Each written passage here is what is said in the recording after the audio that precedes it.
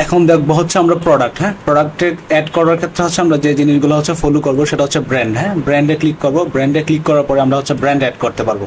হ্যাঁ অ্যাড ব্র্যান্ডে যখন ক্লিক করবো ব্র্যান্ডের একটা টাইটেল দিব এবং হচ্ছে একটা ইমেজ যদি চান সেটাও দিতে পারেন।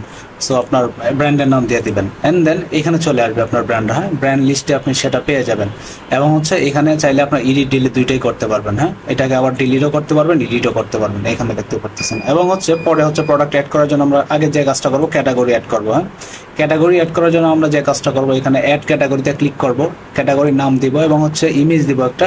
প্যারেন্ট ক্যাটাগরি যদি দিতে চাই আমাদের আগের যে কোনো ক্যাটাগরি যদি অ্যাড করা থাকে সো সেটাও আমরা দিতে পারি এটাকে। হ্যাঁ আর এটা সাব ক্যাটাগরি আন্ডারে অ্যাড হবে আর কি। সো এই হচ্ছে বিষয়। অ্যান্ড আমরা এই ক্যাটাগরির হচ্ছে আমরা প্যারেন্ট ক্যাটাগরি যদি থাকে সেটা আমরা দেখতে পারবো এখানে এবং হচ্ছে ক্যাটাগরি ইমেজটা দেখতে পারবো।